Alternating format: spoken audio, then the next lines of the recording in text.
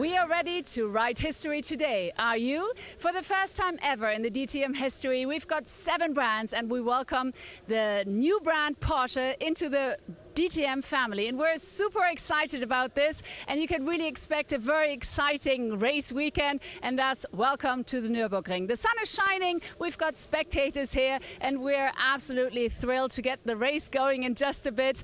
And well, here's your commentator, everyone. Thanks very much indeed, Verena. Chris Hartley here in the commentary box to talk you through what will be the 7th race of this 16-round 2021 DTM season. And as Verena said, it's a packed grid. Absolutely brilliant to have 23 cars on the grid in this new era for DTM. Because we have 4 guest drivers on the grid. Christian Kleen and the JP Motorsport McLaren that was here with us at Zolder 2 weeks ago. Lucas Stoltz has come in. He is in the Sport WRT Mercedes, and very experienced GT racer and former Blancpain champion that comes onto the grid and has impressed so far with his speed here at the Nürburgring. A local team as well, Sport WRT, based just outside the circuit. We've got Porsche in the mix for the first time in DTM. Michael Ammermuller, the 3-time Porsche Super Cup champion with the relatively new team SSR Performance, who helped him to a title in the ADAC GT Masters Championship last year. And we've also got a 3rd car in the HRT Mercedes lineup, and it's the team boss, Hubert Haupt, who will be coming on board in the number 6 Mercedes. He is back in the DTM for the first time for 20 years and 30 years since he made his debut in the championship. We've also got a couple of driver changes, with Dev Gore out for the weekend for personal reasons. The number 12 Team Rosberg Audi is going to be driven this weekend by another very experienced and successful GT racer, which is the German driver Christopher Haas. And the number 99 Team Abt Sportsline Audi is driven by returning DTM driver Markus Winkelhock, who's been very much involved in the development of the electronic steering system, the space drive system that's used on that car, and comes back into DTM, the one-time Grand Prix starter. Had his only Formula 1 race starts and led here famously at the Nürburgring. So that's your lineup. 7 different manufacturers for the first time in this era of DTM, the first time since 1987. But we will now have a minute's silence to respect the losses for the local floods here last month.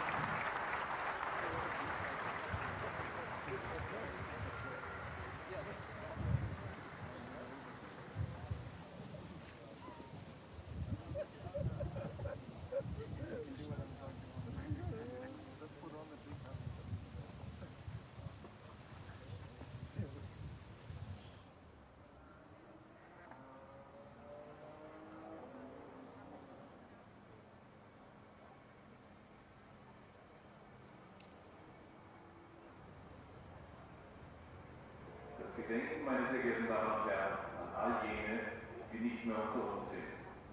Und unser herzlicher Dank an alle, die geholfen haben. Vielen Dank.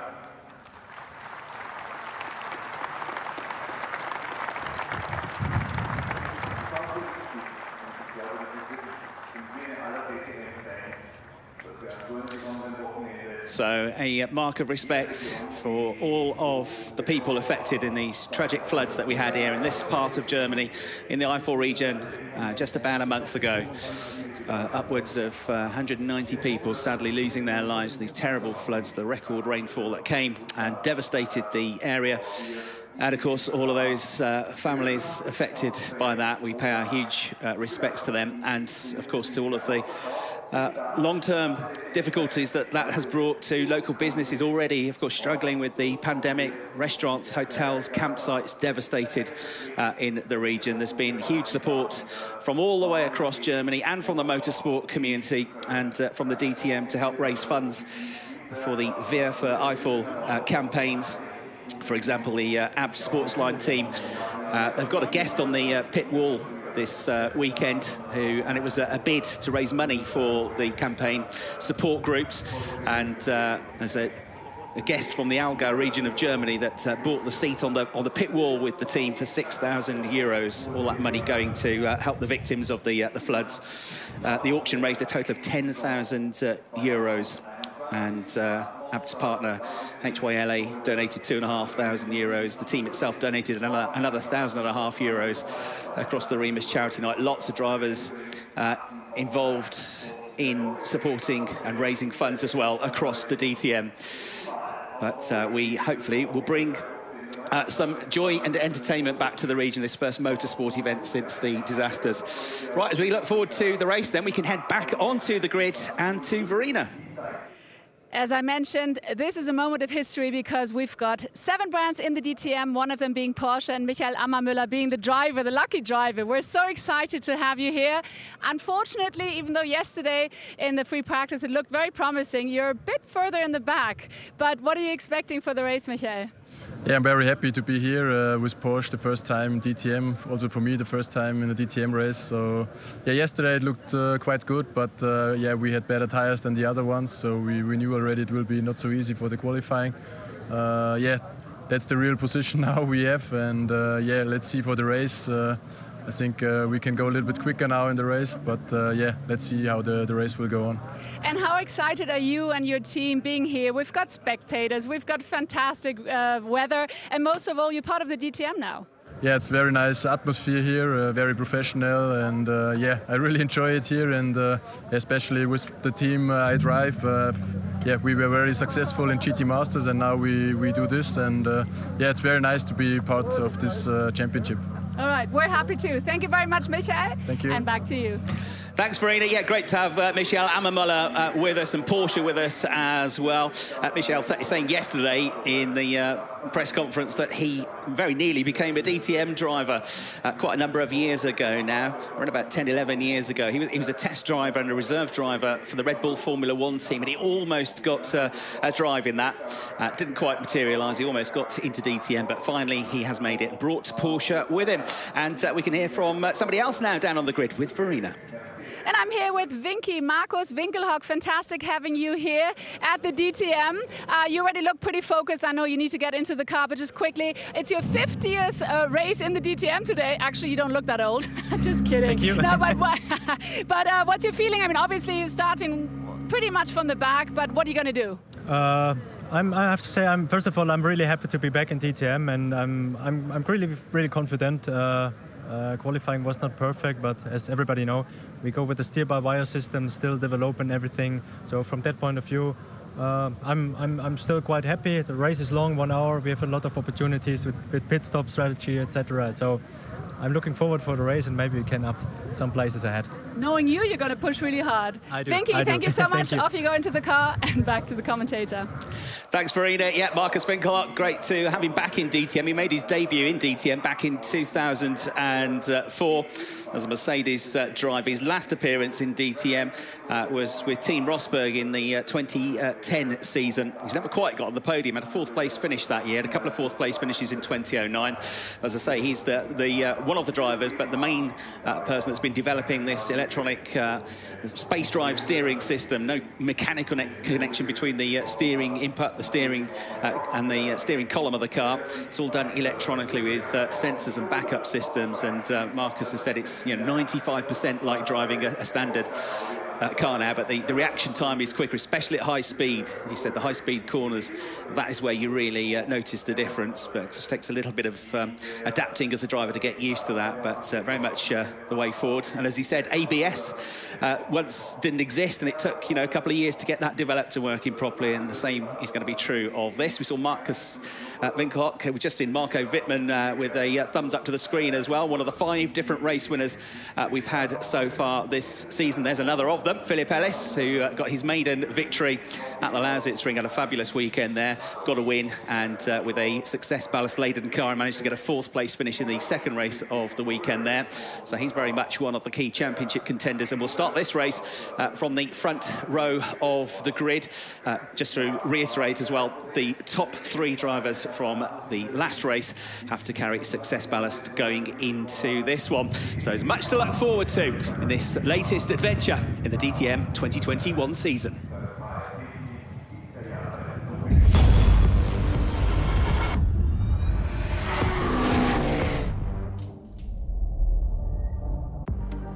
So we're at the Nurburgring there, the famous castle, which is close on 1,000 years old, which overlooks the circuit. Climbed to the top of that tower yesterday. Some spectacular views over this beautiful part of Germany. The nearest city is Cologne, which is about 65 kilometers away from the top of that castle. On a clear day, you can see the top of the cathedral in Cologne. But this place, this area, lives and breathes motorsport with, of course, the infamous and legendary Nordschleife circuit just adjacent to this more modern Grand Prix facility.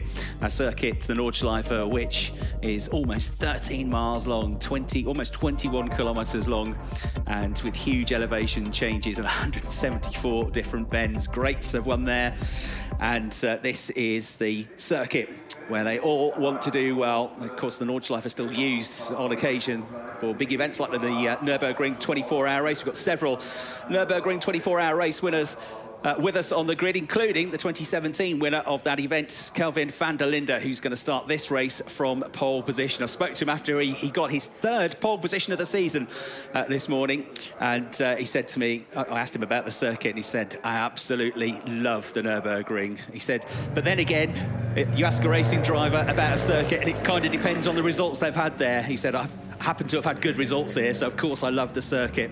One interesting point that he did make to me, though, this morning, Calvin, was that this circuit, compared to Zolder, which has a fresher surface, it's an older surface on the track here, so he reckons that tyre degradation could be more of an issue at this circuit. So I'll have to see how that affects the strategies and the pit stops, with the mandatory pit stop having to be completed by every driver. Have to come in and they have to change all four wheels, all four Michelin tyres for the pit stop. They cannot pit within a safety car window. Well, they can, but it won't count as a mandatory pit stop. And the pit window will open once the leader has crossed the safety car line on the 5th lap of the race. It'll be a 55-minute plus 1 lap race. That, if there's a safety car, could be extended by up to a couple of extra laps, which we've had a couple of times already this season. And the weather is set fair. It's 19 degrees. It's very consistent weather and temperatures, actually, the last couple of days. Hasn't changed a great deal since the first practice session yesterday. We got the track temperature at around about 28 degrees as well. That stayed pretty consistent.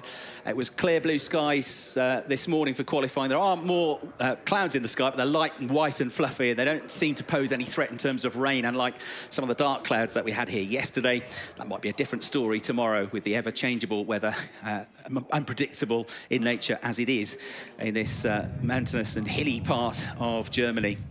So there we see some of the contenders hoping to make progress from further back down the grid. Alex Albon, the Formula 1 driver from the last couple of years, now a reserve and development driver for Red Bull in his first season of DTM, his first season of driving anything with a roof on top. Although his dad was pretty good at it. His dad, Nigel, was one of the stars of the British Touring Car Championship back in the day, and also a very good Porsche racer, competing in the Porsche Carrera Cup in Asia. So I think they'll be, although of course they all want Alex to get back into a Formula 1 drive, which hopefully that will come true for him in the not too distant future. I think Nigel will probably be quite enjoying the fact that his son is involved in a high-profile touring car championship like this, and of course still gets the chance to keep race fit. There's his teammate to the left, Liam Lawson, who's second in the championship. Arjun Maini in the Mercedes to the right. Vincent Labril, went well in the first free practice session yesterday in the yellow Mercedes to the left. Christian Klein, another ex-Formula 1 driver on the grid. They're only doing 3 races this season, the JP Motorsport team. But Christian, hopefully, and the team might be thinking about coming back for a full season next year. They've certainly done well so far. And Christian was another driver that went well yesterday. From 20th on the grid, though, is where the Porsche is going to have to come from. The 10th row for Michael Ammermuller, who was 2nd and 4th in the 2 free practice sessions yesterday. I spoke to him after qualifying as well. I said, what's going on then? Because I thought you were going to be near the front. And he was actually pretty happy with the car. He said, you know, the balance of the car is good. It feels really good. We went quicker than yesterday. It's just that everybody else went much quicker. And as he alluded to on the grid with Verena, Michael Ammermuller saying that, you know, as a new team, we get 5 sets of new tyres that we can use over the course of a weekend. Once you've done your first race in DTM, which all the regulars, of course, have done, you only get 3 sets of new slick tyres to use. So obviously, they're not going to be using their new tyres in practice. They've got to save them for the 2 qualifyings and the 2 races. So yesterday, some of the guest drivers had the advantage of being able to use a couple of sets of new tyres and nobody else really did have that benefit, which is why, or part of the reason why, I think part of the reason was also the slightly better weather conditions today, but part of the reason why in qualifying today, they were going more than a second a lap quicker than they went in practice yesterday. So this circuit, 3.6 kilometres long. It is the sprint version of the circuit that we're using, so not the full Grand Prix circuit, which we did use last year for the first time ever in DTM for one weekend. There were back-to-back weekends here at the Nurburgring in that pandemic hit season last year. One of them was on the one weekend on the Grand Prix circuit and the other on the sprint circuit, but it's back to the sprint circuit here. So going through this first sector, which is key through turns 1, 2, 3 and 4, that's the Mercedes-Benz Arena. Out of here is where lots of drivers were running wide yesterday in free practice to go over the crest, down the straight, and they'll go into turn 5, the hairpin, which is where they turn off the regular circuit, so sort of cut the corner before coming back on themselves and heading out to that hairpin. That's the first sector. The second sector of the lap then runs up through the left-hander, pretty much 90-degree left-hander at turn 6, the Kumo curve, into the right at turn 7, the bit curve, and then into the quick part of the circuit, really, which climbs uphill, but is very quick through the flat-out kink at Hatzenbeck, Spogen, and then into turns 9 and 10, the Vidal chicane at the top of the hill before the pretty tricky and very tight right-hander at the end of the lap, turn 11, the Coca-Cola curve up. So on the formation lap we are, and let's go through the grid and how they're going to shape up for this 7th race of the season. It's Kelvin Van Der Linde on pole position, Philip Ellis alongside. Row 2, we've got Marco Wittmann, winner last time out at Zolder, so he carries 25 kilograms of success ballast. Daniel Hunkerdea starts 4th. Row 3, we've got Lucas Stoltz, the guest driver, and Max Gotts. And then on row 4, it's Christopher Haas and Esteban Moot to complete the top 10 of row 5, Alex Albon and Maximilian Buch. And then on row 6, we've got Liam Lawson second in the championship and Arjun Maini. Row 7, Vincent Abril and Christian Kleen. Row 8, Lucas Auer and Mike Rockefeller. Row 9, Nico Muller and Sheldon van der Linde. Row 10, Marcus Winkelhock and Michel Amamola. Row 11, Esme Hawkey, Timo Glock and Hubert Haupt on his return to DTM on his own on the 12th row of the grid. Here we go then, 55 minutes plus 1 lap of racing gets underway here at the Nürburgring. It's round 7 of DTM 2021 and it's going to be tight for the lead here because Philip Ellis is trying to come around the outside of the pole sitter. Marco Wittmann had a look at the inside. The BMW on the grass has to back off out of it. It's Van der Linde who gets there first. And then you've got Philip Ellis in second. And then under attack from the 2 Mercedes of Gotts and Hunkerdea is Wittmann, who's going to drop back here 2 or 3 positions by the looks of it. So they go through into the left-hander at turn 3. This still all tightening up here. Esteban Moot in the mix as well, trying to get up there. Great start for Lucas Stoltz. He's gone into 3rd place. Wittmann has to concede to Gotts and Hunkerdea, so he drops behind the 2-pick Mercedes, the first of which is the number 8 Group M led car of Daniel Hunkerdea, but everybody's safely through this very tight, twisty section. Michi Almamola trying to get through. We got Max Buch off, I'm afraid, in the Mercedes. So the number 18 Muka Motorsport Mercedes on the grass, spun around. Hopefully he'll get going again, but he'll be right at the back of the pack. And everybody else filtering through with Kelvin Van Der Linde leading the way. Liam Lawson drawing alongside fellow 19-year-old Esteban Moot. Liam in the largely blue Red Bull liveried Mercedes.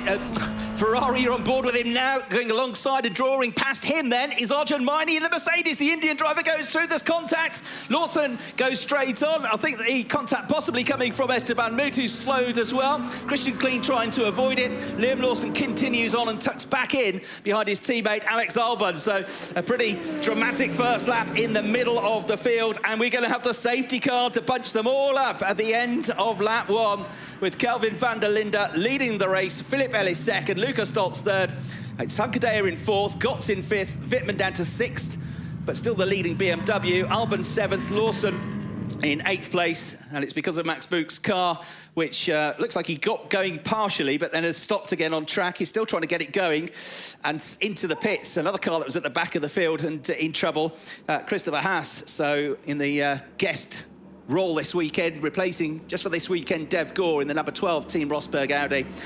He, I'm afraid, didn't have a good start to the race. He was 7th on the grid and has dropped right back down the pack. And he was already at the back of the pack before he came in. So he comes in. Is this to do with contact or is it just a technical problem? It doesn't look like they're going to get him out anytime soon. They're inspecting the car, but I'm afraid this does not look good for Christopher after a really impressive performance yesterday in the free practice sessions. We saw him near the top of the times.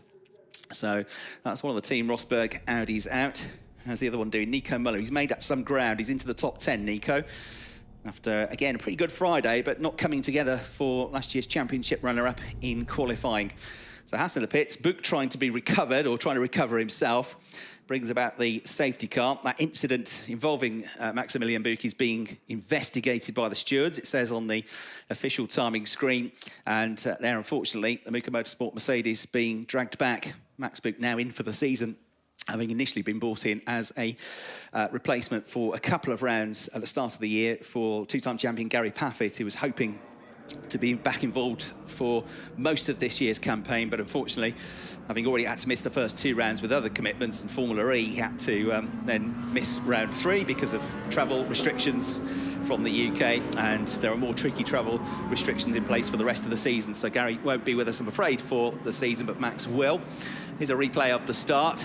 See, Wittmann got a good start, the BMW, and then had to back off out of it as he tried to get past Van Der Linde. That was when Hunkedaer and Gotts drew alongside him. Van der Linde fending off the challenge of Philip Ellis. A good start from Esteban Muth as he tried to come through from the 4th row of the grid, from 8th on the grid in the T3 Motorsport Lamborghini. There is where Wittmann has to back off out of it. So Hunkedaer and then Gotts draw alongside. What about Lucas Stoltz? Because he emerged from all of this in 3rd place in the green number 7 Mercedes, run by the local team Talksport WRT. It wasn't into turn 1 where he got those positions, but on the twisty run through turns 2, 3 and 4.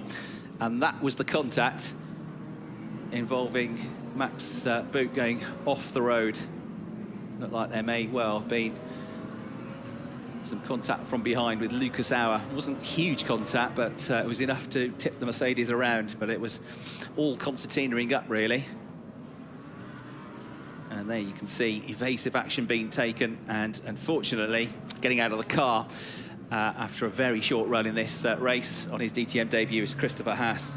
Have to do it all again. There's Thomas Biermeier, the team principal for Abt Sportsline, whose driver, Kelvin Van Der Linde, not only leads the race, but of course leads the championship. So safety car out. 24-point lead in the championship now for Kelvin after picking up 3 points for qualifying on pole position this morning. So he's got 104 points. Liam Lawson is 2nd on 24. Max Gott's 3rd on 72. Marco Wittmann up to 4th on 68. We're getting ready for the restart. Just making their way from the Vidal chicane, or through it, because it's going to be a rolling restart, 2x2 formation. Safety car lights are turned out. And it will be Kelvin Van Der Linde to the left of your picture versus Philip Ellis. Watch for Lucas Stoltz as well. Surrounded by Mercedes, isn't he? The Audi of Kelvin Van Der Linde. You've got 4 Mercedes behind him. Got to wait till Nico Muller before you see another Audi back in 10th place. Here we go then. So the race distance will be extended because of that safety car. We get the green flag, we get the green lights, we get back underway here at the Nürburgring. It's a pretty good restart for Kelvin Van Der Linde. Keeping it on Lucas Stoltz versus Daniel Hunkedaer behind as well. Philip Ellis has got his nose in front, but he's on the outside line here for turn 1. Down to first gear. Van Der Linde is through. It's a tight squeeze at the back of the pack, but everybody just about survives. Lucas Stoltz trying to come around the outside into turn 2 now. He's got his nose in front. He's got the inside line for turn 3, and he's going to get 2nd place, I reckon, away from Philip Ellis. No, Philip dives back down the inside.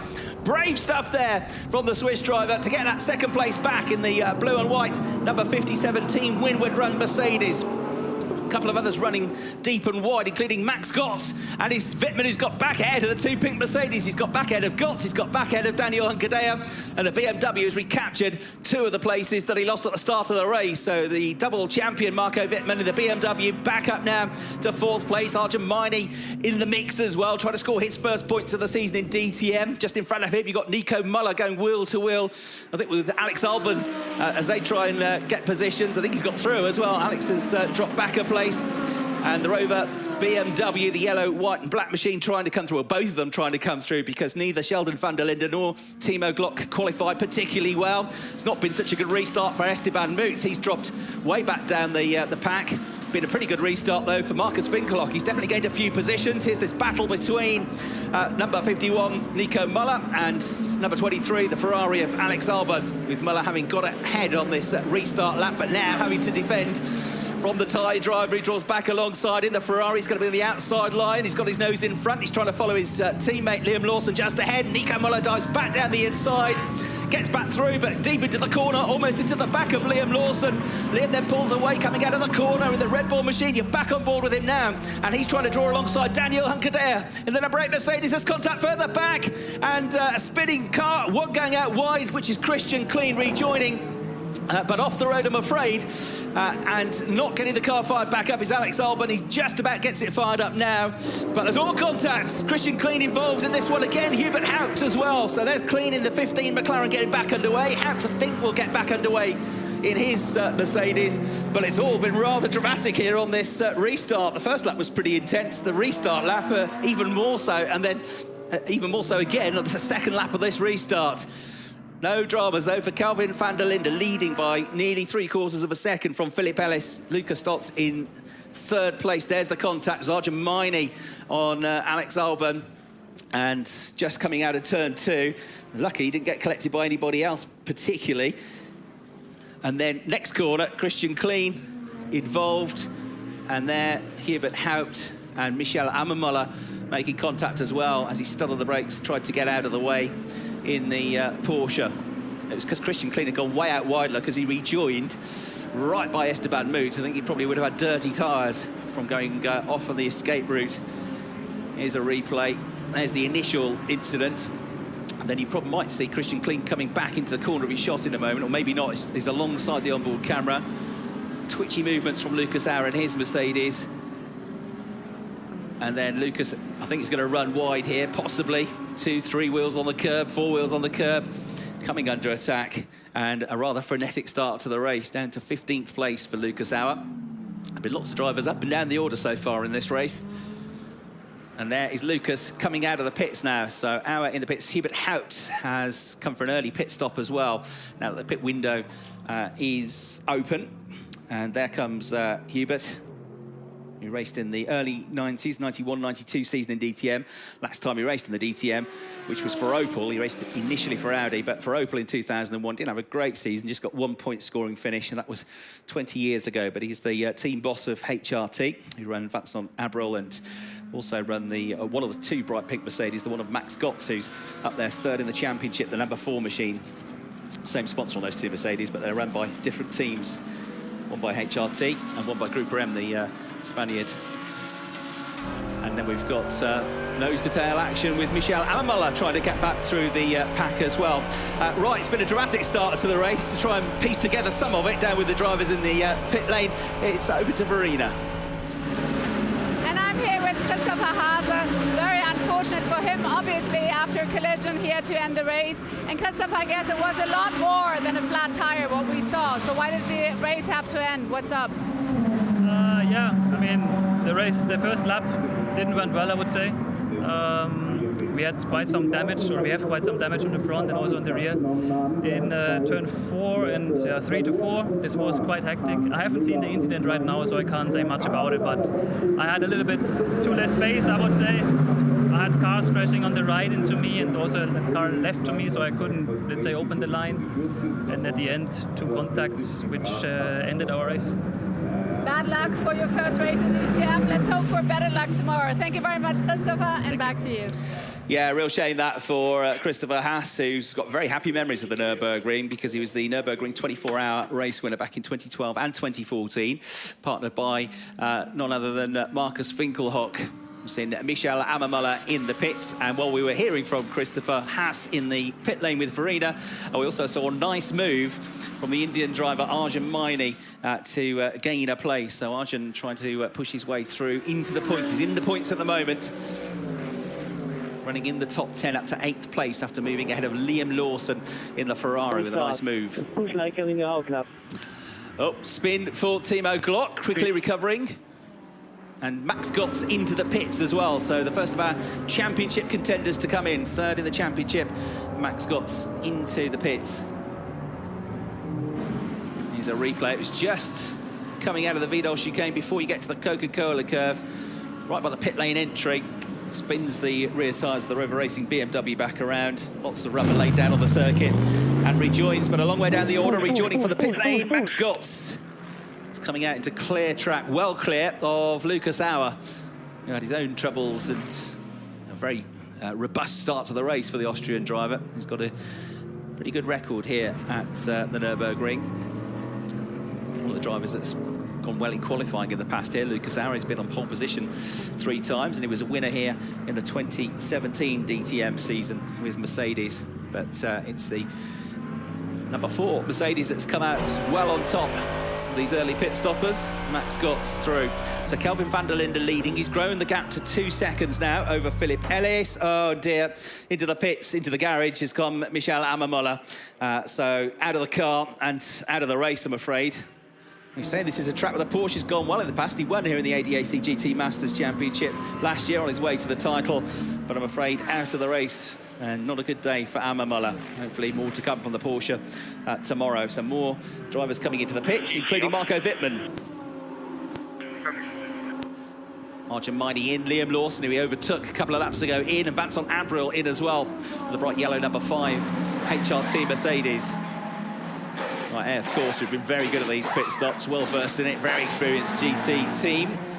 Can they get him back out ahead of Arjun Maini? In comes Abril, and out comes Wittmann, who should have come out first anyway. Maini has stayed ahead of the Ferrari, so that's important for him in terms of seeking points, Arjun Maini.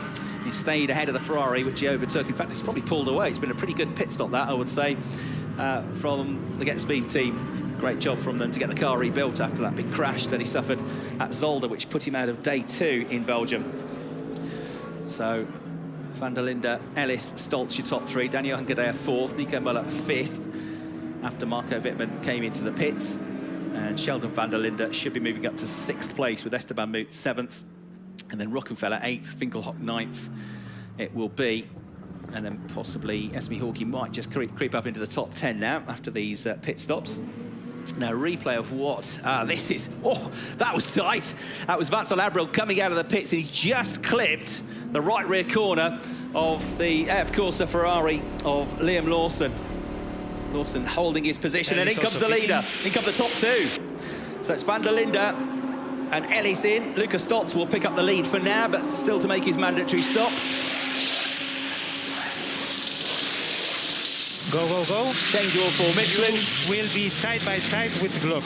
Championship leader released. We are not racing against, but we'll be side by side. And he holds position from Philip Ellis. He's told he's going to come out somewhere near Timo Glock, who had that spin a few laps ago. Come out just behind him, in fact. But don't worry, Kelvin, you're not racing against him. So just getting the information there. And other than Glock ahead, he's got a pretty clear track. Philip Ellis comes out next, so they're going to be the top 2 pit stoppers, and that should be Max Gott's just behind them going into turn 3 as the 3rd best placed of the pit stoppers. But Lucas Stoltz it is that will pick up the lead for now. And how far into the race will he be able to go before he makes his mandatory stop? They're going to have pretty long second stints on this next set of tyres for those that have pitted early, but it has generally been the way this year. Relatively early pit stops and then longer second stints. And that's been, by and large, the strategy that's got you up onto the podium this season. Arjun Maini going well. He's almost glued himself onto the tail of Marco Wittmann now. These drivers all having made their mandatory pit stops, so they're out of the top 10 at the moment, but they will be right back up there once everybody else comes in.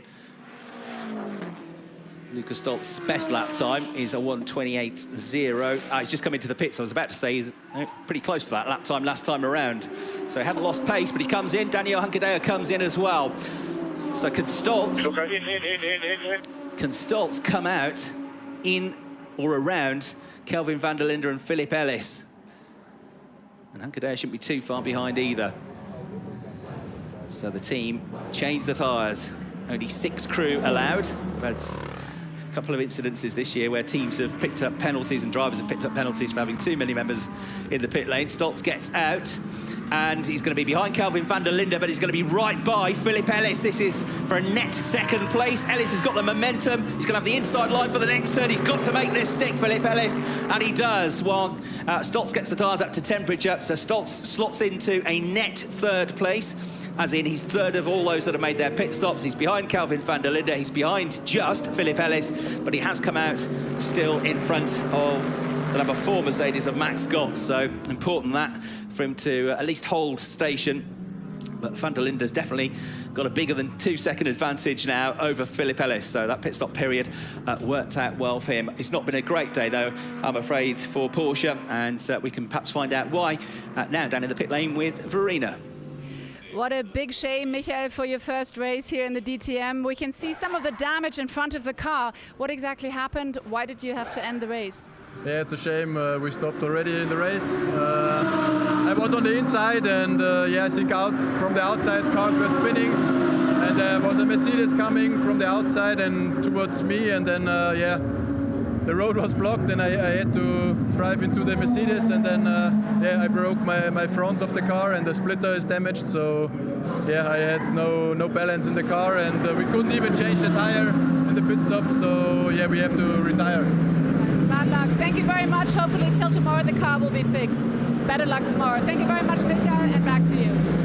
Thanks, Verena. So, yes, it was contact, it was damage to the bodywork, and it was obviously pushed the bodywork over the wheel arches, so he couldn't change the tyre, which was pretty key. Look at this, though, for a battle between two well-versed DTM racers. Timo Glock in the BMW versus Mike Rockefeller, the 2013 champion in the Audi, who's definitely out of position in this race because he qualified in the second half of the field down in 16th place, but he should have been in the top 10. Rocky gets through now. He should have been in the top 10, but he had his best lap taken away for a track limits issue up at the chicane. Otherwise, he would have been around about 8th or 9th on the grid, I reckon. So Mike Rockefeller, perhaps one to watch, trying to come back up through the field. He's a replay of this nice duel that we had between Timo and Mike. Timo making that already big BMW nice and wide, so the Audi had to go off the road. Mike Rockefeller, though, he's pretty tenacious. He came back. He's done a really good job this year of getting used to driving these new spec DTM cars, Mike Rockefeller. So he gets through. Important move that, so he didn't get held up, throwing it all over the curbs to try and now pull away. And then we've got Philip Ellis pulling away from Lucas Stoltz. Van Der Linde, rather, not Rockefeller, Van Der Linde. That battle with Esteban Moot now coming in to make his pit stop. A really good start initially. Not a very good restart lap after the safety car came in, so Esteban might need to pull off some of those great overtakes that he had in the race at Zolder, which has given him the nickname of the Overtaker. Now the T3 Motorsport Lamborghini about to come back out.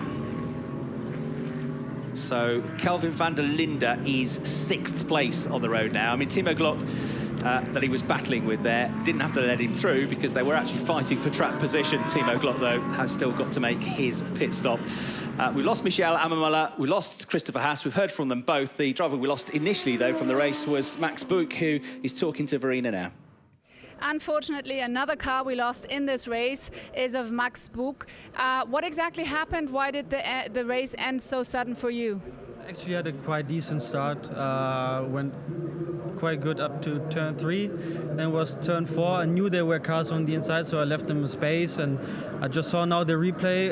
We were 3 wide, I guess, in turn 4 with Ferrari, Audi and me. So I got the first hit, then I went wide. I had to come back on track. I got another hit, and then into turn 5, went on the outside, was just driving with the others, and suddenly I got a hit from the rear again, and then I spun around. And then, unfortunately, I couldn't restart the car, so that was over. All right, thank you very much. Okay. Max, bad luck there. Back to you. Thanks, Verena. Nico Muller in from the lead of the race. So Mike Rockefeller is going to pick up the lead for now. And then it should be Marcus Winkelhock and Alex Alvin. Passing me now. And then next to you, mine was next to you. The next car is ours. So Muller getting updated by spotters as to where he's going to rejoin, in and around which cars. So Muller making a later pit stop than others. He's pretty good at looking after his tyres, tucking back in behind Argemini. So in with a chance of points. He was running in the top 10 beforehand. Lights flashing on for Philip Ellis there, who's still keeping at bay the green number 7 Mercedes of Lucas Stoltz. 7th and 8th on the road at the moment. Well, they're 6th and 7th through the next time trap because Muller's been into the pits now. So Rockefeller leads, Winkelhock 2nd. Neither of them have made their pit stops. Alvin hasn't made a pit stop yet. He's going to be in 3rd place once they come through at the end of this lap. And then it should be up to 4th now. Kelvin Van Der Linde, the leading pit stopper. Timo Glock next, but he has yet to come in. And then you've got Philip Ellis, who's a net 2nd, but 6th at the moment. And then Stoltz, Gotts, and Wittmann and Miney just behind. So Rockefeller, there he is, picking up the lead of the race. The number 9 Audi, followed by the number 99 Audi of Marcus Winkelhock, who had his one and only start in Formula 1 at this circuit, the Nurburgring.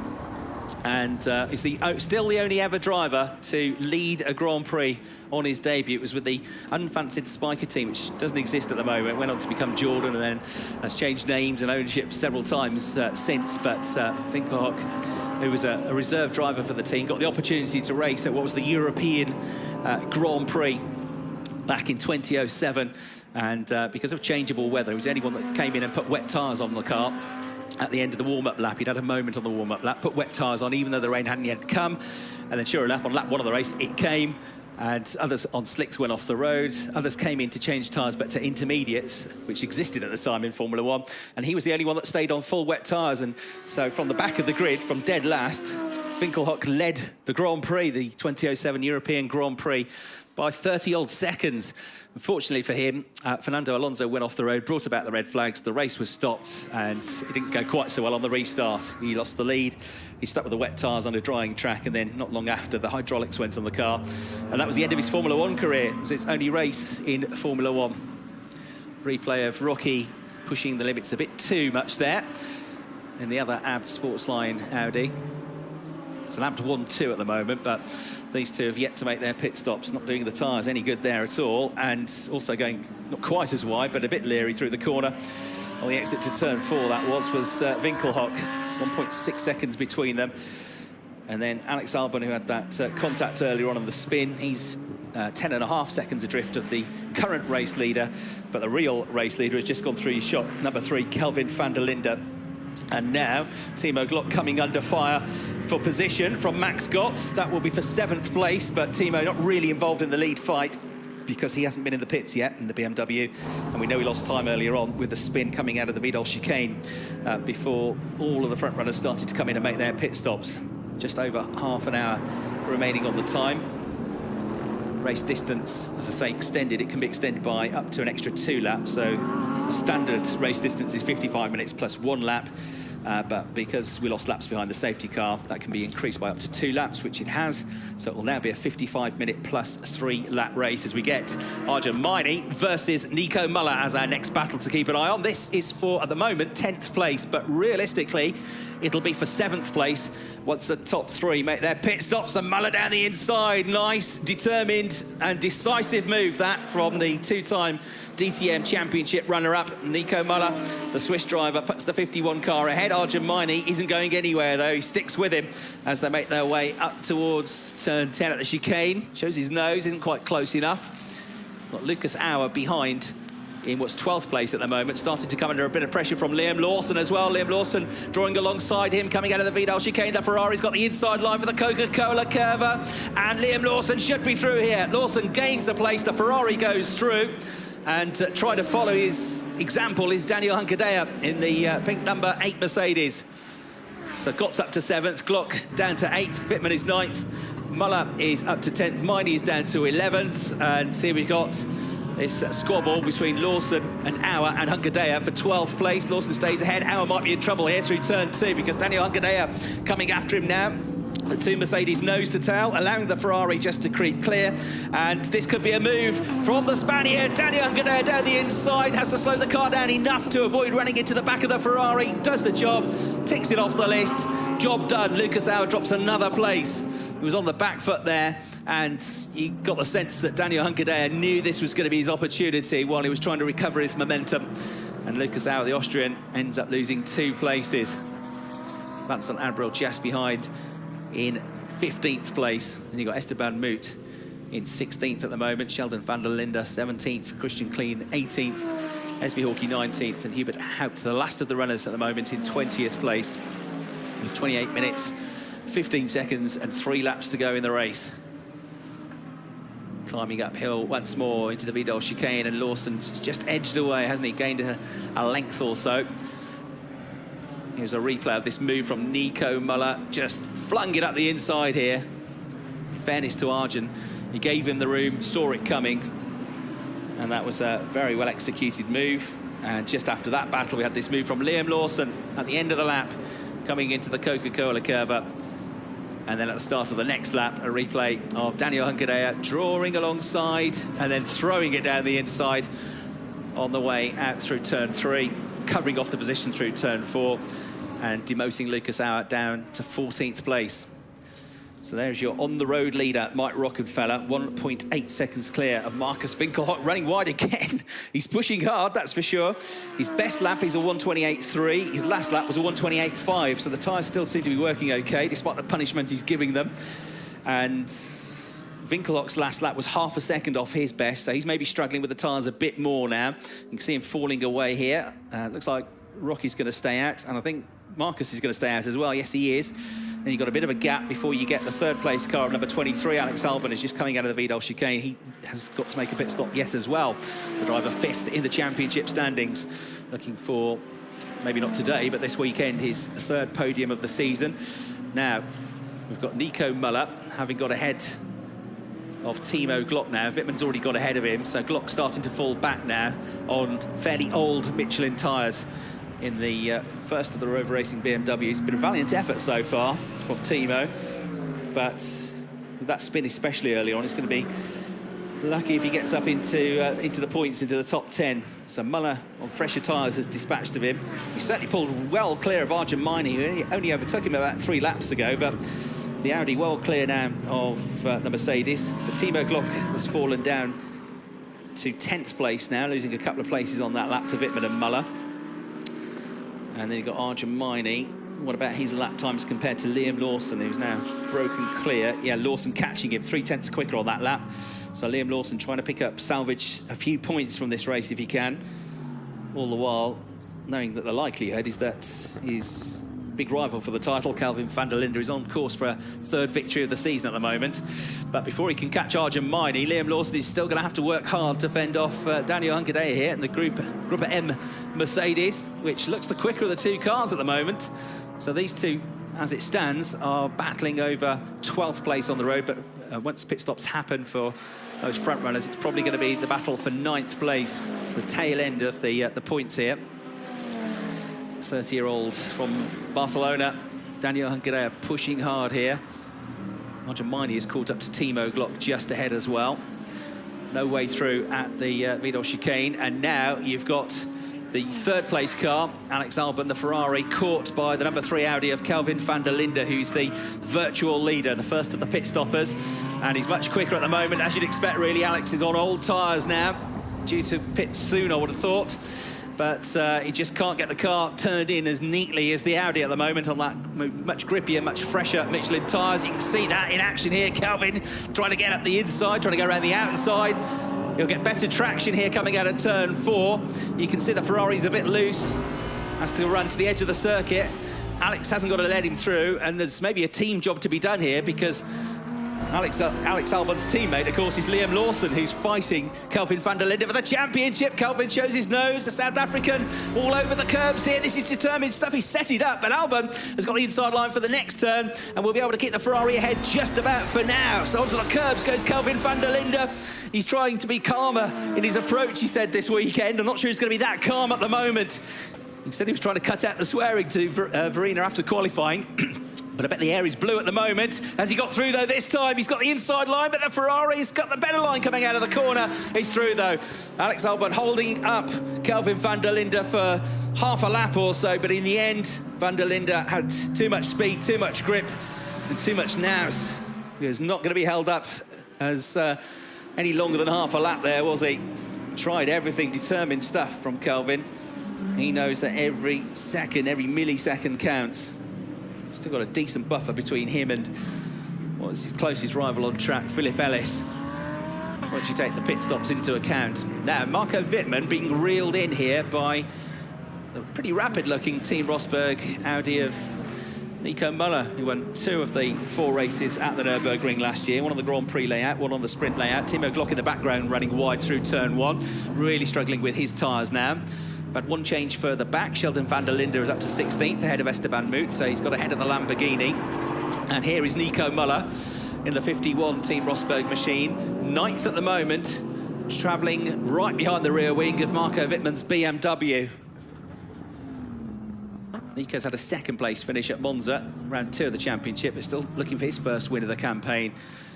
Many would have fancied him as a key championship contender this year. He's been consistently bagging the points, but he's quite often had to come from difficult qualifying and come through the races. caught out in one of the incidents at Zolder as well with some bad luck there, and struggled with the balance of the car at the Lausitz-Ring. So I'll be hoping for a stronger second half of the season, having moved across to Team Rosberg, who was racing against last year. Took René Rast to a third DTM Championship title. In the background, Arjun Maini is ahead of Timo Glock now, and important cushion between himself and Liam Lawson, who still kept Daniel Hungadea at bay. So Maini in 10th place now, and with at least 3 cars ahead of him, likely to drop behind him once they make the pit stops. Rockefeller, Winkelhock through, and Albon as well, who's down to 4th place. Oh, look at this, Philippe Ellis determined to try and find a way past the Ferrari as well. That was tight, he had to back off out of it. He's got to be careful, because you've got Luca Stoltz just behind as well. If he makes a move and it doesn't come off here, he's going to have to get off the throttle, and Stoltz will be through. You see how loose the Ferrari is coming out of turn 4, losing grip with those older tyres, but Alex is not an easy driver to overtake. Just ask Kelvin Van Der Linde from a lap ago. So Philippe Ellis trying to show his nose again, coming out through turn 5. Through the left-hander at turn 6, there's no opportunity at Kumo Curva. Through the bit curve at turn 8, he'll have to sit in line.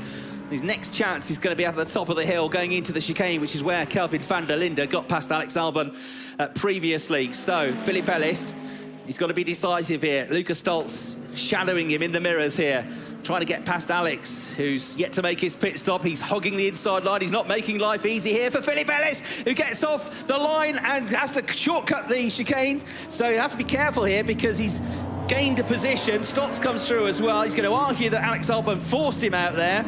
And I don't think he's going to be best pleased with Alex, but Alex is racing for position. He doesn't have to wave them through. He's not being blue flagged or anything. I think Philip's realised now he might be in trouble.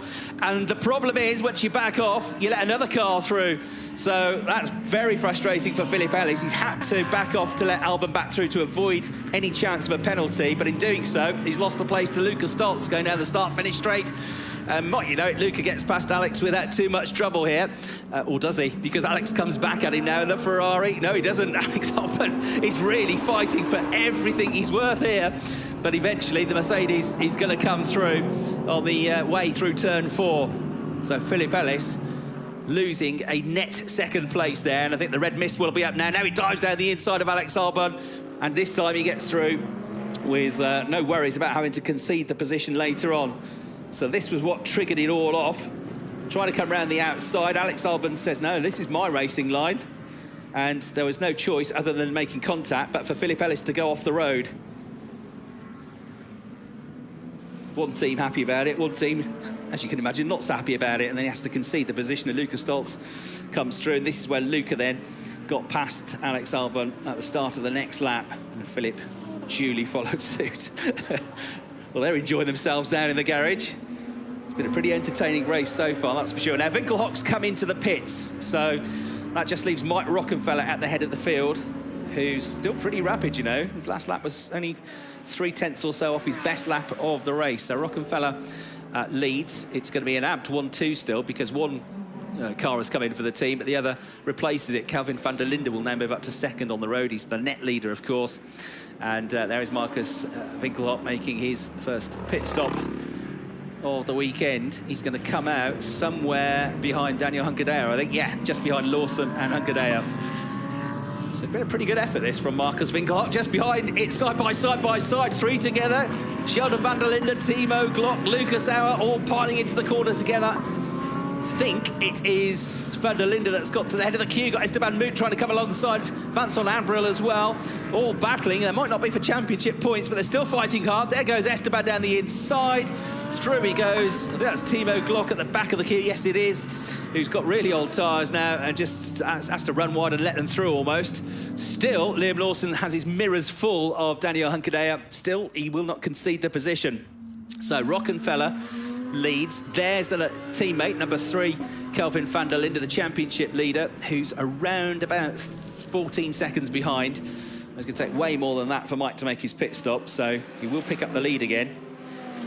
And his advantage to Luca Stoltz, after all the battling that Luca and Philippe had with Alex Albon, is much increased. Kelvin is going to be around about 4.8 seconds clear at the end of this lap. He's got a nice clear track ahead of him as well.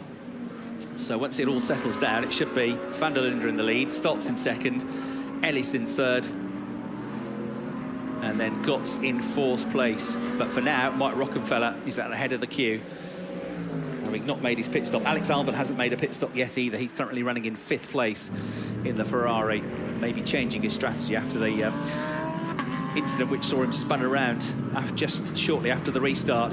Hunkedaer much better on the brakes on the way into the right-hander at turn 1. They slow right down to 1st gear, but Liam Lawson doesn't give him an inch. Ferrari looks pretty good through this first sequence of corners as well. Through Mercedes-Benz Arena, we've got 17 minutes to go, plus 3 laps. 17 minutes plus 3 laps to go. Great tracking shot here. The Ferrari going off the road, the Mercedes going off the road. They've all been doing it all the way through the weekend. Haven't been too many track limits warnings for that part of the course. Through turn 5, that's where they cut short the Grand Prix circuit. And you can see Mike Rockefeller staying out. You can see the undulation there. Nothing like the undulation you get on the Nordschleife next door, but it's certainly not a flat circuit, this. Some gentle rises and climbs through the course of the 3.6 kilometres, about 34 gear changes per lap, and top speed of around about 260 kilometres an hour on this circuit. It's not the fastest. We have huge long straights, apart from that kind of back straight, which does have a kink in it through turn 9. Right, Rockefeller doing a good job here, but the pace is starting to fall away. He's now half a second a lap slower than he was when the tyres were at their best, at a 1:28.8. But Kelvin Van Der Linde wasn't that much quicker, a 1:28.6 on the fresher tyres. So he's going to stay out as long as he can, but he will want to use the new tyres to some effect later on. He'll be calculating where he'll come out. Hunkedaer now trying to fire it around the outside into turn 1 of Liam Lawson.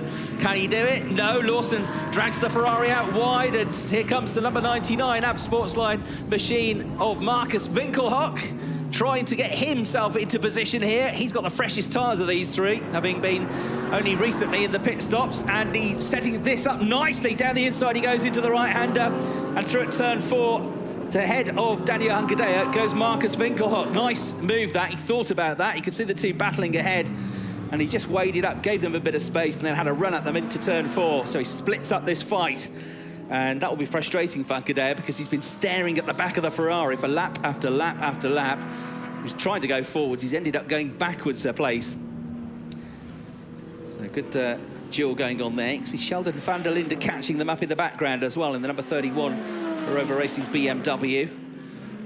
So he's got a bit of pace here, trying to get some points. Arjun Maini at the front of the shot coming through in 9th place. That will become 8th once Rockefeller makes his pit stop. I think it will anyway. We'll see what the gap is now. It's Rockefeller pushing hard. Here is a look up the inside into the Coca-Cola curve for Winkelhock. You don't see many overtakes there. Certainly not going into the corner, into the braking zone, but that was a big hard stare down the inside. And that's the confidence that he's got in the tyres. Using this space drive steer-by-wire system as well, Marcus Winkelhock, in this pretty revolutionary car. Closing, looks at the inside again. The Ferrari on the older tyres goes a bit wide coming out of the turn. And now he fires it up the inside. Marcus Winkelhock, he's halfway alongside contact, and Liam Lawson is spun around. Winkelhock goes wide. Sheldon Van Der Linde passes the lot of them and gains 3 places. And Hunkedaer has to get on the brakes as well to avoid all of that. And there is Arjun Maini going a bit wide in the background, coming out of turn 4. There is Sheldon Van Der Linde, who rubs his hands together and says, thank you very much indeed. He gained all of those places, 3 for the price of 1. Lucas Auer, Esteban Moot and Vansel Abril all gaining an advantage as well. And poor old Liam Lawson, the one who has dropped to the back of the group.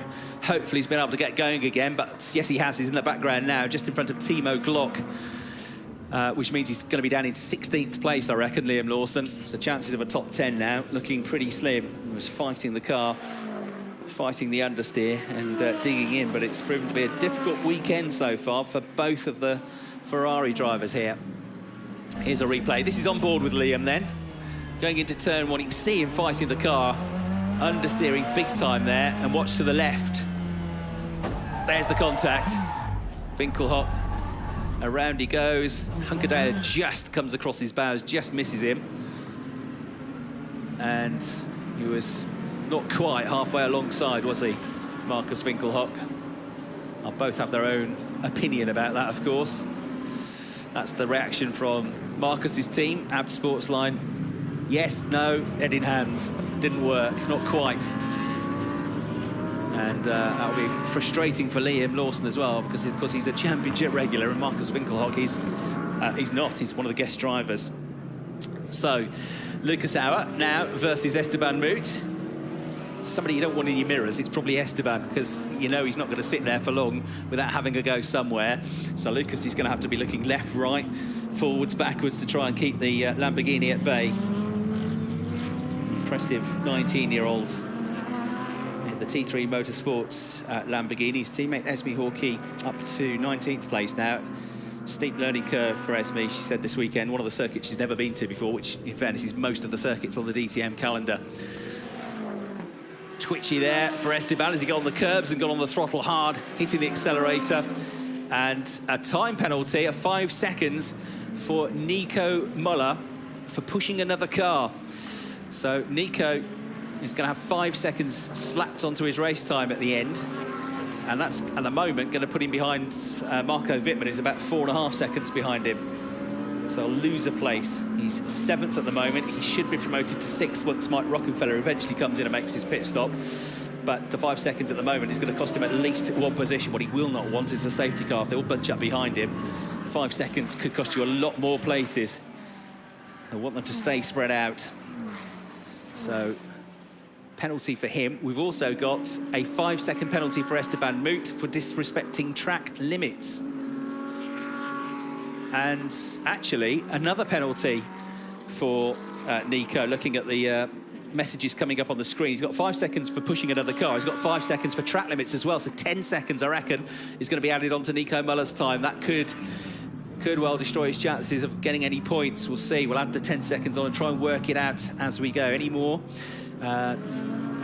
Yes, 5-second penalty for track limits for Esme Hawkey as well. So they're coming thick and fast. They've been pretty strict on it today, that's for sure. Drivers have had their warnings. They've not obeyed them.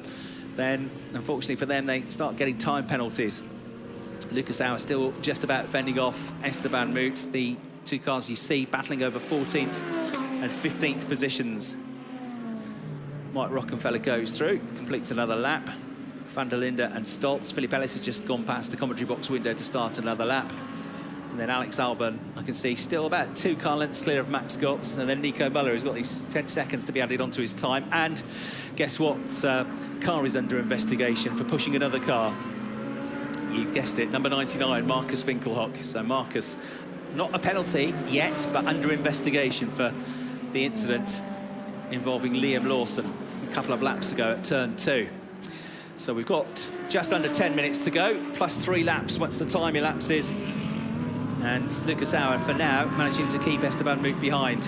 Mike Rockefeller, looking at the time it takes to come in and out of the pits, 30 seconds or so. I reckon he's still got a good chance of some points here. I guess he'd come out somewhere near Arjun Maini in 9th place. Marcus Winkelhock, undeterred, has got back into the rhythm now after that incident and has got himself back onto the tail of Kelvin Van Der Linde, who's the one that benefited most from that incident. He gained 3 places, so these two are battling over what at the moment is 10th place. And they're probably going to be battling for 9th or 10th or 11th once Rockefeller comes out and makes his pit stop. And Alex Albin as well, still to come in. They're going to be pretty late stops for those two. And Timo Glock hasn't been in yet, despite the fact he's tumbled down to 18th place now. So here we go, nose to tail here. Max Gotts has got through ahead of Alex Albin. Alex, he's not really involved in this fight because he's got to make a pit stop. And nor is Nico Muller really, because he's got these time penalties to be added on. 5 seconds for disrespecting track limits at the chicane, 5 seconds for pushing another car. So 10 seconds in total, which is a real killer for Nico. He's not having a great deal of positive fortune so far this year, the Swiss driver. And look at this, nose-to-tail battle just behind us. We've got Kelvin Van Der Linde having to really defend here now from Marcus Winkelhock, who thinks about the same move that he tried on Liam Lawson into turn 2. Perhaps wisely thinks better of it this time.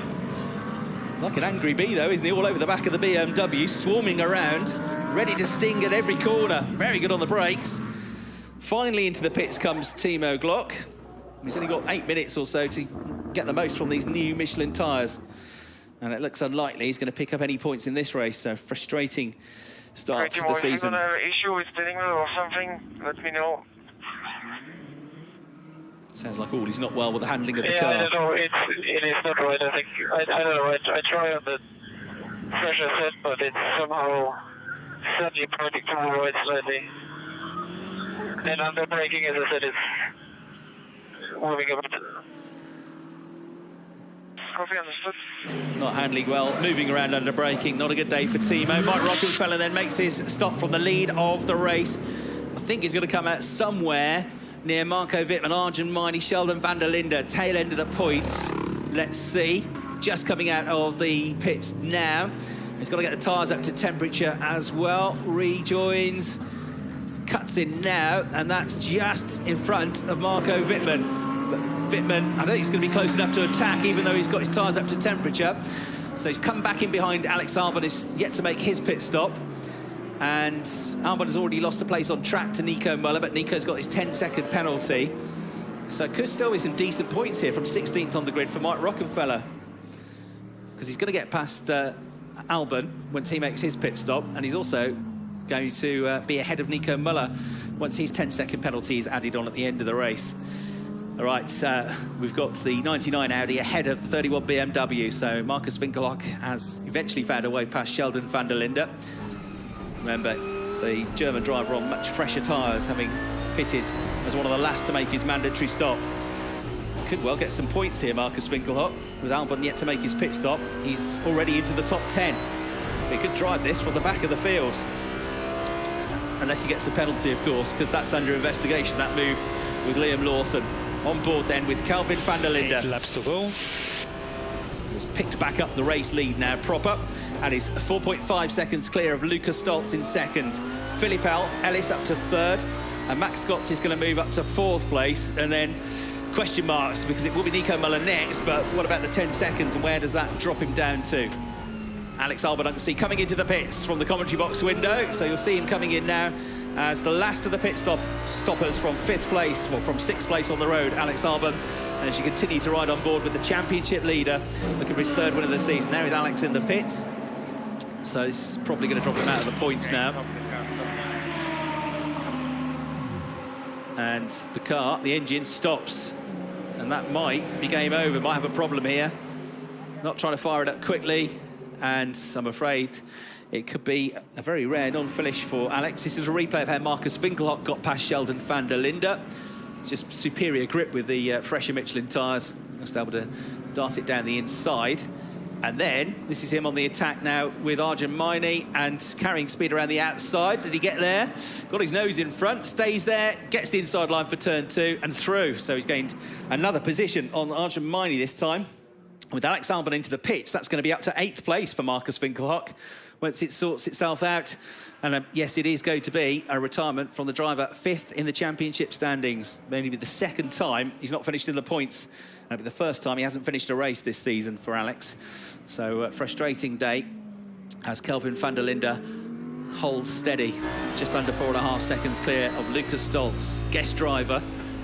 So he'll finish second, but Philip Ellis, who's third, would pick up the points for second place. The 18 points that you get for second, because the guest drivers can get trophies and so forth, but they can't get... Guys. Car was really good. I had a lot of fun. To the mistake, sorry. We're having a lot of fun too. You will come out in front of Haupt. Drive-through penalty for Marcus. Sorry, guys, I was having a lot of fun. It was a stupid mistake, he said. And it was because of this move on Liam Lawson, which rather ruined Liam's race, I'm afraid. So, not intentional, it's just a half move which didn't quite come off. And Marcus, regrettably, has to serve the drive-through penalty. I don't think there's anybody too surprised about that, really. But goodness me, he showed good pace, didn't he? And had he not got the penalty, could have been points, plenty of points as well for the car from the very back of the grid. So drive-through penalty costs him dear, and it means that Arjun Maini now moves back up to 8th place. He's 3 minutes and 3 laps away from getting his first points in DTM. And what an historic moment that would be, because it'll be the first time an Indian driver has ever scored championship points in DTM. It's been coming. I'm not surprised. I thought they would come earlier. He looked for all the world like he was going to be up there at Lausitzring, but it never quite worked out for Arjun. But he's driven superbly again this weekend. Still got a fight on his hands, though, with Daniel Hunkadea just behind him. And still lots of battles down the order. Liam Lawson's still not given up. He's in 15th. He's trying to catch the group ahead. Esteban Moot never gives up. And here we go, down the inside, into the Coca-Cola curve. Esteban Moot with another terrific move. Through he goes on Lucas Auer, or does he? Because inside line coming up for the Lamborghini, but the nose in front for the Mercedes of Lucas Auer is not going to be best pleased about that. Still side by side, Lucas Auer comes back at him, gets his nose back in front, and then covers off the line on the way into turn 1 under braking. Esteban now tries to find a chink in the armour coming out of the turn, but Lucas Auer holds the line. Esteban's tried and tried and tried, but cannot find a way through. Has to close the door in time to stop Vincent Abril coming through. Has another look now up the inside here through the left-hander at turn 3. That's not happening, so he has to tuck back in behind the Mercedes of Lucas Auer through turn 4, and look how much the Ferrari of Liam Lawson is able to catch up while they're all holding each other up.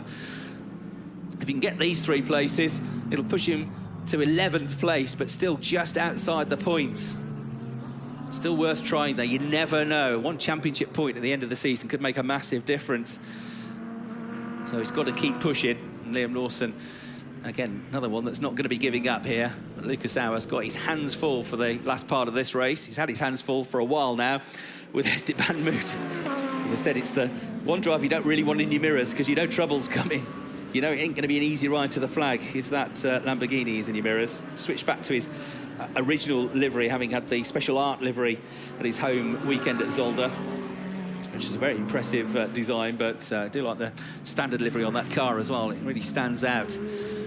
Right, you've got number 9, Mike Rockefeller, trying to get a really good result here. He's got ahead of Max Gotts, hasn't he? So it's 4th place now for him. Replay of it all bunching up the start of the race. That incident that sent Max Book into a spin. Lucas Auer involved, which is why he dropped down the order a bit as well. I don't think Auer ever came under any real investigation for that one. So, to the final minute of the race. 3 laps to go at the end of this one. It's now a 55-minute plus 3-lap race, and Mike Rockefeller, terrific drive from 16th on the grid, having got past Max Gotts up into 4th place now. Max Gotts is 5th. Nico Muller, who you can see there in the number 51 team, Rosberg Audi, is 6th on the road, but add 10 seconds to his time, and that is going to put him back behind Marco Wittmann and Sheldon Van Der Linde, I reckon. So it'll be Wittmann up to 6th. Sheldon Van Der Linde, good drive as well from a lowly grid position, will be up to 7th, and Nico at the moment would slot into 8th place, but it all depends what happens with those gaps as the last few laps unfold. So 3 laps to go, the time has elapsed. Extra couple of laps because of the safety car, and Kelvin Van Der Linde just keeping Lucas Stoltz at bay now. The gap's not growing, it's not shrinking, it's staying at around about 4.4 seconds.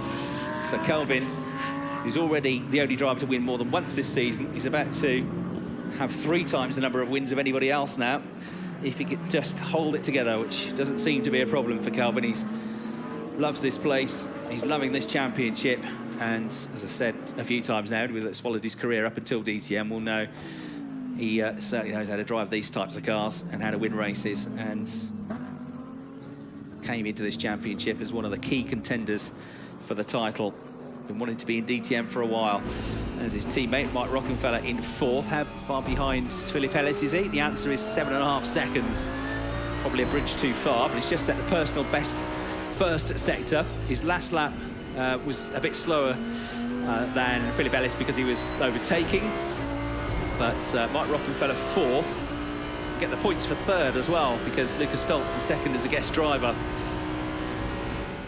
Kelvin Van Der Linde through. He's just batted off the pace a bit now. That was a relatively slow lap last time around, a 1:29. Hopefully it's just bringing the car home, because he lost a couple of tenths on that lap to Lucas Stoltz for the first time in a while, but I suspect he's just trying to win at the easiest possible canter now, look after the car. Out of turn 1 comes Philip Ellis in 3rd place, then it'll be Mike Rockefeller, who's probably trying in vain now to close that gap. And then Max Gotts, followed by Nico Muller, but Nico with a 10-second penalty to add on to his time, which at the moment demotes him 2 places behind Marco Wittmann and Sheldon Van Der Linde.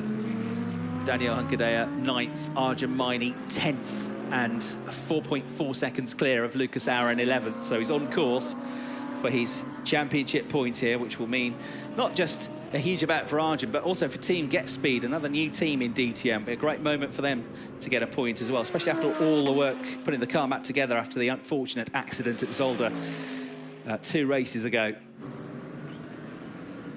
So there is your race leader, Kelvin Van Der Linde, making his way up into turns 9 and 10, the Vidal chicane, followed by Lucas Stoltz. There is Philip Ellis, who was second on the grid. Good start, though, wasn't it, at the beginning of the race from Lucas Stoltz to get up there.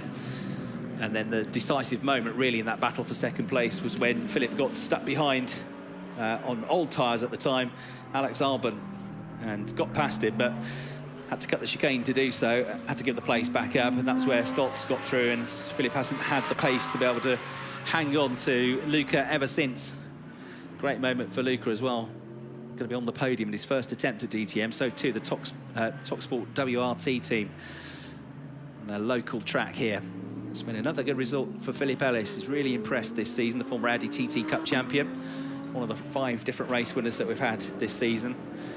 Been a pole sitter as well, and he's driven another strong drive here.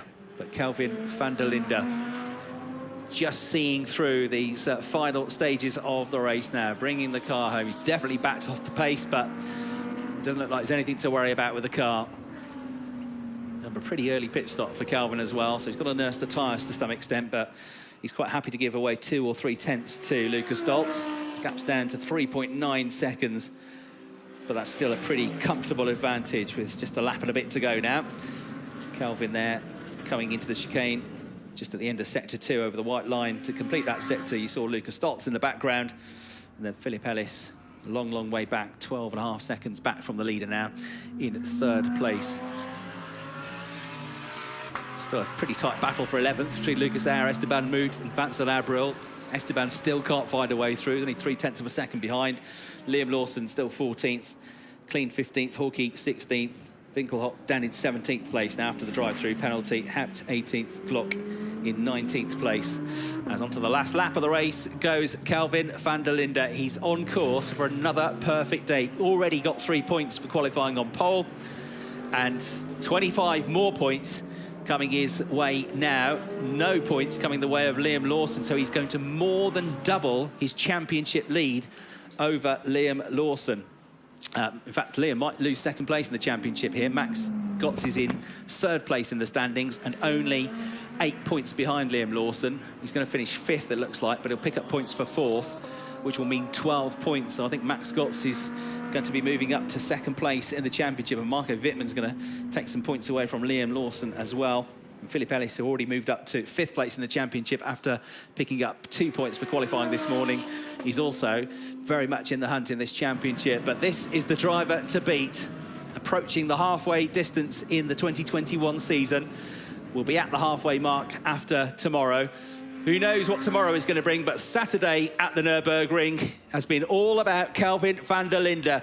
He said we weren't quite on the pace yesterday in practice, but he's on the pace today. It's going to be a 3rd win of the season for Kelvin Van Der Linde, and he extends his championship lead in the DTM. He takes the victory. Yes, boys. Thank you. Lucas Stoltz 2nd, and Philip Ellis 3rd. Amazing race. A win again. Congratulations. Save fuel and collect pickup. Very, very good, Kelvin. Great job, man. It was a superb drive, faultless today, again from Kelvin Van Der Linde. His brother's had a pretty good drive through the field as well, Sheldon Van Der Linde, down from 18th on the grid. He's going to pick up some good points. So it's Kelvin Van Der Linde, Lucas Stoltz and Philip Ellis, your top 3. Super performance from Mike Rockefeller as well, who really made the tyres work and the strategy of pitting late work to progress from 16th up to 4th place. Max Gotts again picking up some good, solid points in 5th position. Marco Wittmann is promoted up to 6th place. Up to 7th place, Sheldon Van Der Linde from 18th on the grid. That's a really good drive as well. And then after the 10-second penalty, Nico Muller is demoted from 6th down to 8th. So 8th place for Muller, 9th place for Daniel Hunkedaer in a race which probably promised a bit more than that, but wasn't quite to be. And then Arjun Maini has crossed the line in 10th place and is a points finisher in the DTM. Well done, Arjun. Well done, Team Get Speed. 10th place, and a very well-deserved point for Arjun Maini. 11th place, Lucas Auer. 12th, Ansel Abril. 13th, Liam Lawson. Got ahead of Esteban Moos, who dropped down the order a bit on that last lap. Something happened there, but Esteban 14th. Christian Klein 15th. Marcus Winkelhock. It all went well until the moment with Liam Lawson. But showed that there's plenty of speed in that car. 16th, 17th, Esme Hawkey. 18th, Hubert Haupt on his return to DTM. Timo Glock with another frustrating race. 19th as the last of the finishes, with Albon, Ammermuller, Haas and Buch all as non-finishers. But Kelvin Van Der Linde at the top of the pile once again. And he'll now move on to 129 points in the championship. He's been in the points in every single race so far this season. Worst result of 8th, which was last time out at Zolder. Every other race, he's been in the top 4, and he's won 3 of them, and he's been on the podium 4 times.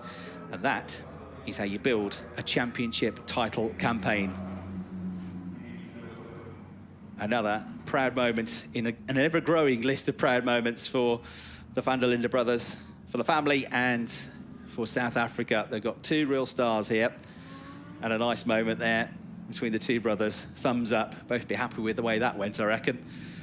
But it's Kelvin Van Der Linde who wins, and nobody had an answer to him today.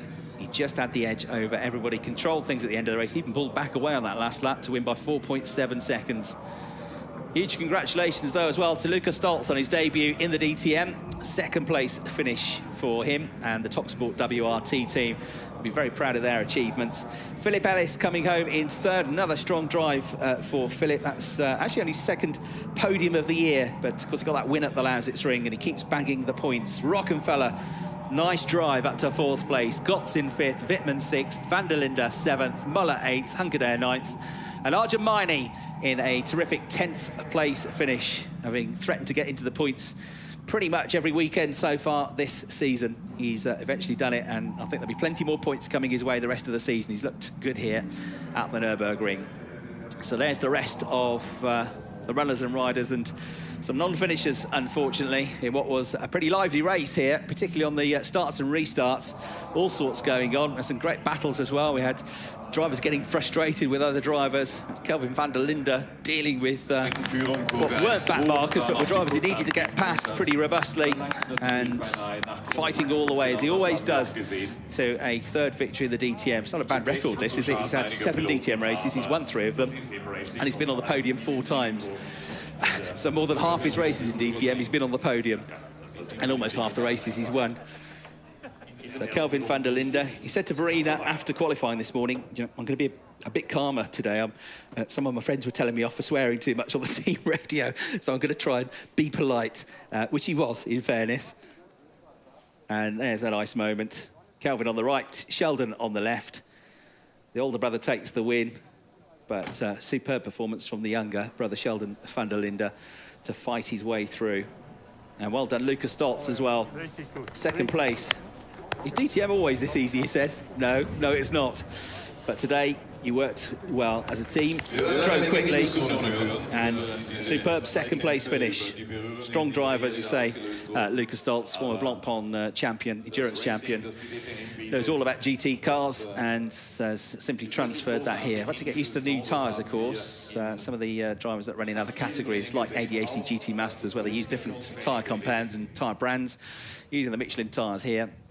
But you certainly got the hang of it, got the grip of it very quickly indeed. Stands it's time to get the helmet off yet, Kelvin Van Der Linde. Probably needs it from protection from the AB team, who are jumping all over him now in celebration. They know something special is building here this season. Long way to go.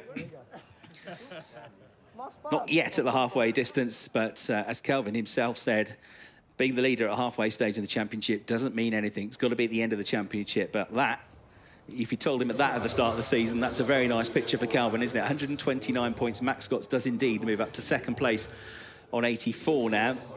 So that's a very healthy 47-point lead in the championship now. He's got Max Scotts into 2nd, then Liam Lawson with no points today. That's no points from 2 of the last 3 races, with some misfortune again for the Kiwi, down to 3rd place in the standings. There, the rest of the results. It's all looking very good for Kelvin Van Der Linde, but he'd be well aware that motorsport can turn on you pretty quickly.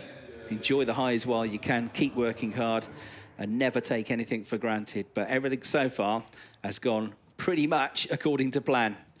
Van Der Linde with a win, another victory for Audi in what was the 87th DTM race here at the Nurburgring. It's only Hockenheim that's ever hosted more DTM races than this circuit. It's a popular venue. And as I said at the start of the show, Kelvin Van Der Linde told me that he loves this place, but he loves it probably because he always goes pretty well here, or generally goes pretty well here. I think he probably loves it even a bit more after the end of today. Well done to Kelvin Van Der Linde, to the AB Sportsline team, hopefully bringing a bit of positivity to this part of the world which has suffered so much in the last few weeks with those terrible floods. The economy, the local economy and businesses all need motorsport. They all need the Nürburgring. They need DTM. So the crowd here, hopefully, in some very small way, helping to contribute back to the start of the rebuild.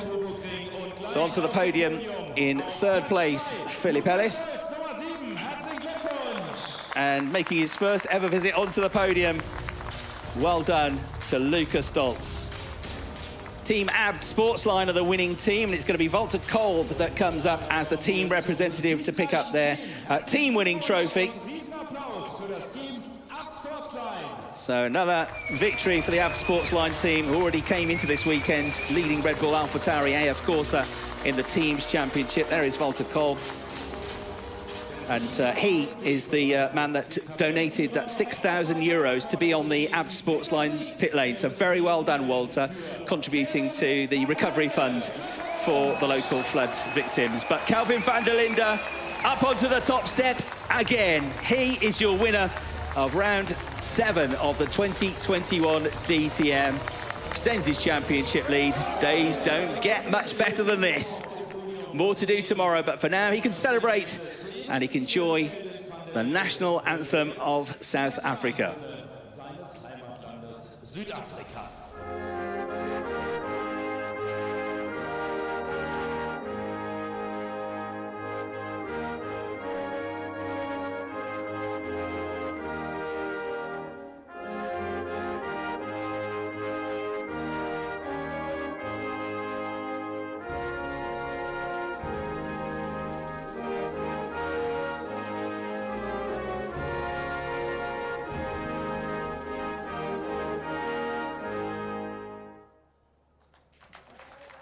We're getting used to it. The South African national anthem playing here at the DTM. And again, a very special thank you to Walter Kolb there, who the team have very generously allowed to collect the team's winning trophy there on the right of your picture. He's the man that donated £6,000 in an auction to be on the pit wall, to be part of the team, with that money all going towards the flood victims here in the I4 region. So great work by the team, and thank you, Walter, and thank you to all of the people that have helped to support and raise funds for those in need at this time. A great moment for Walter as he gets onto the podium himself as well, alongside team leader Kelvin Van Der Linde. Good day all round for AB Sportsline. Great drive from Rockefeller up to 4th as well. We'll get points for 3rd. They'll extend their lead in the Drivers' and Teams Championship. And they had a pretty lively run from Marcus Winkelhock as well, up until that unfortunate collision with Liam Lawson, which Liam will not be best pleased about. Hopefully a better day to come for Liam tomorrow. But for now, it is champagne time. You got no chance, Walter. The 3 are pros next to you. They've done this a few times before. So Walter, at least he put his coat on, I suppose. Good foresight. He probably got advised, make sure you wear your coat. Perhaps take an umbrella to the podium, because you're going to get wet. But a great moment. He'll never forget this. And a great cause, as I say, to help raise money for those victims of the Eiffel floods. So, Kelvin Van Der Linde with the biggest smile in the pit lane. Celebrations.